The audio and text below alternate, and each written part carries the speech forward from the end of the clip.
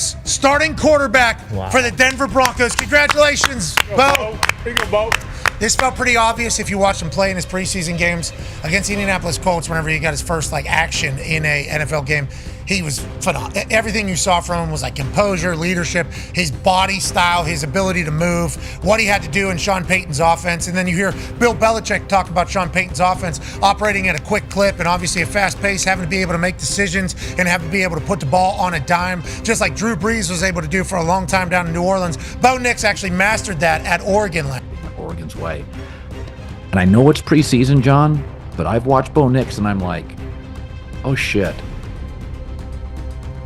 Caleb, defensive coach. Drake May, defensive coach. Jaden, defensive coach. JJ McCarthy hurt. Penix may not play. Hot take. Bo Nix is the best quarterback this year. Put it lightly, the Denver Broncos have not made it right on quarterback for 8 years now. Ever since Peyton Manning rode off into the sunset after Super Bowl 50, Denver has cycled through an absurd 13 starting quarterbacks, with each promising new era ending before it even began.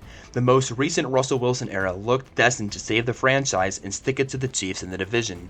Instead, the result was $85 million in dead cap and no answers. Now, entering the 2024 season, Denver's broken fanbase is ready to feel hope again.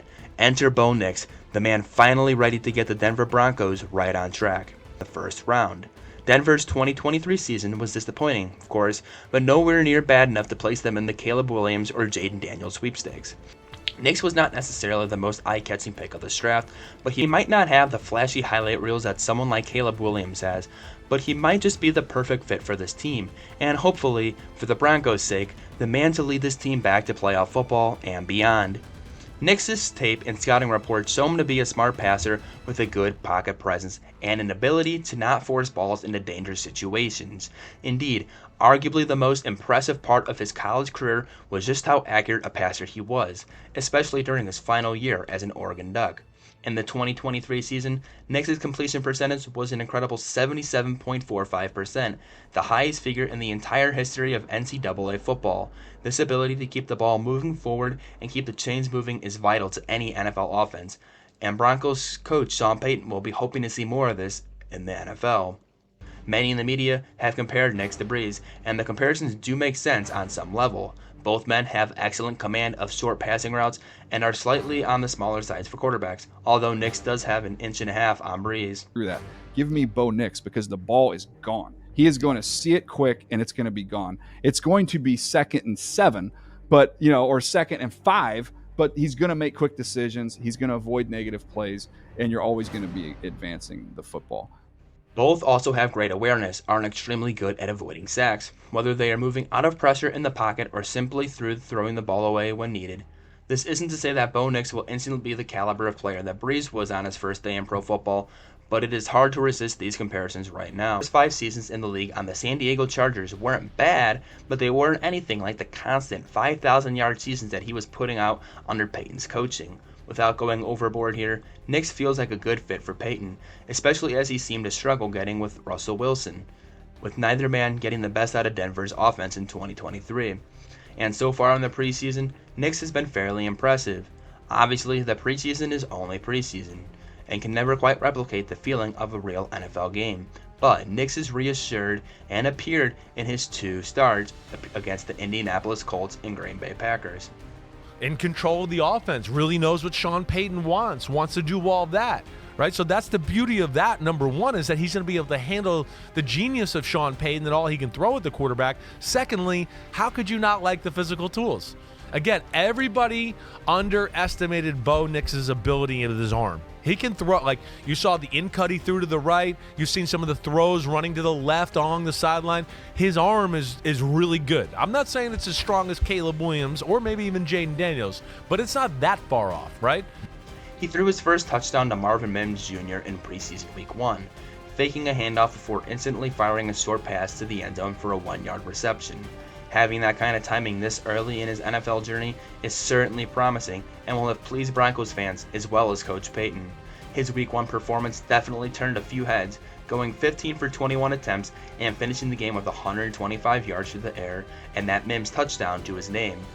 And his Week 2 outing against Green Bay would prove to be even better. Nix went 8 for 9 with another short touchdown, and both of his drives ended in Broncos scores, with the other one ending in a successful field goal. Nix nearly had a second touchdown on a superb play in which he found Devonte Williams after a successful scramble, but that one was correctly ruled out as Nix had crossed the line of scrimmage before throwing it.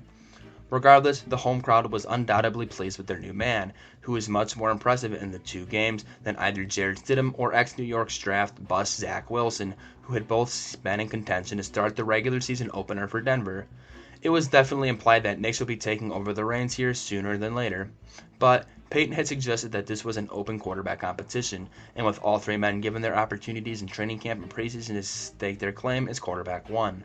After the Packers game, the coach was still reluctant to announce his starting quarterback, but just a few days later, Payton made the announcement. Bo Nix is officially the starter for the season opener on the road in Seattle September 8th. Nix is incredibly experienced as a college quarterbacks go, having benefited from an extra year of eligibility due to COVID.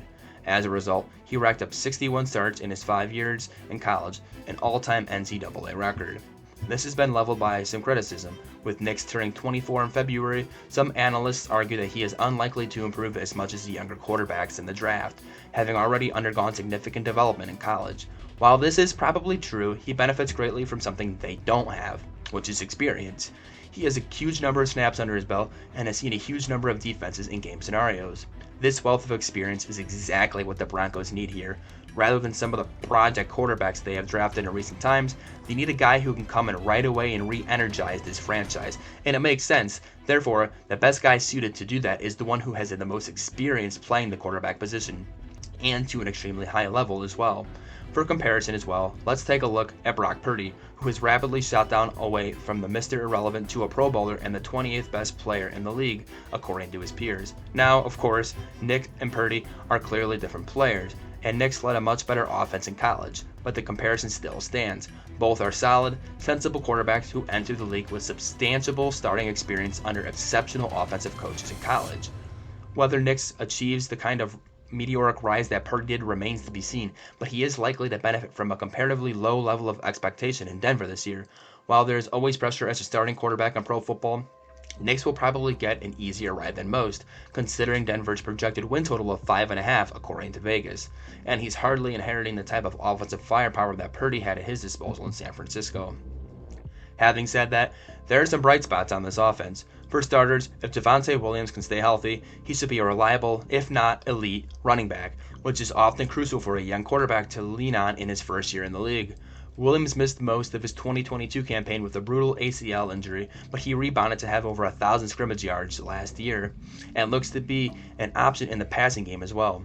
If McLaughlin and Williams can get on the same page as Nix early, things could be much better for Denver than many realize. However, there are certainly some questions to be asked of this team's receiving core. This offseason saw the departure of Jerry Jeudy and a trade to the Browns after a frustrating 4 years for him in Denver. Jeudy was a plus in Denver, but he didn't live expectations of a first-round pick either, and occasionally made headlines for the wrong reasons, including a well-publicized row with NFL Network analyst and veteran receiver Steve Smith Sr. Ultimately, while this was a better move than paying Jeudy the $58 million that Cleveland now are, he was still one of the team's top 2 receivers, and that production will need to be made up elsewhere. Courtland Sutton is without a doubt the primary receiving threat. As someone who has been a solid receiver through his 6 years in the league, he is dependable for at least 700 yards when he stays healthy, but only breaking the 1,000-yard barrier once in 2019. However, it's probably fair to say that Sutton's numbers have had hindered by the quality of quarterback play now that he's received from the likes of Brock Osweiler, Case Keenum, and Brandon Allen, amongst others. Now, with Sutton as a clear wide receiver 1 and a QB1 in place, this could be a big year for him in this offense.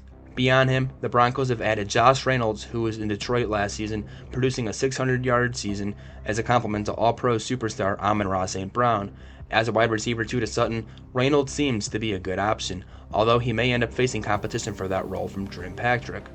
Patrick has had a brutal time with injuries, recently missing both of the last 2 seasons due to ACL and Achilles injuries, which have threatened to derail his career entirely. Thankfully, he's impressed in preseason so far, scoring a touchdown against the Green Bay Packers and bringing a lot of joy to his teammates who recognize the struggles he's gone through in recent years. When healthy, Patrick has put up solid numbers, and between him, Sutton, and Reynolds, the Broncos have a fairly good trio to work with on paper, assuming everyone can get on the same page, and most importantly, stay healthy. As for the offensive line, Pro Football Network ranks the Broncos unit 21st out of 32, a drop from last year.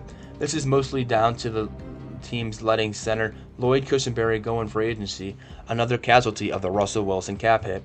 But there is still plenty of talent on this line, most notably from left tackle Garrett Bowles, now the longest tenured player on the team. Having been drafted in the 2017 NFL Draft, Bowles is locked for countless starting quarterbacks, and he has been a rare bright spot through 8 fairly dismal seasons for the team, including picking up All-Pro honors in 2020. At the right guard, the team did splash out in the offseason to ensure that Quinn Miniers was tied down for 4 more years, earning $80 million in the process. This team will be hoping that the experience and the quality of Miniers and Bowles will carry a unit that has question marks going into 2024.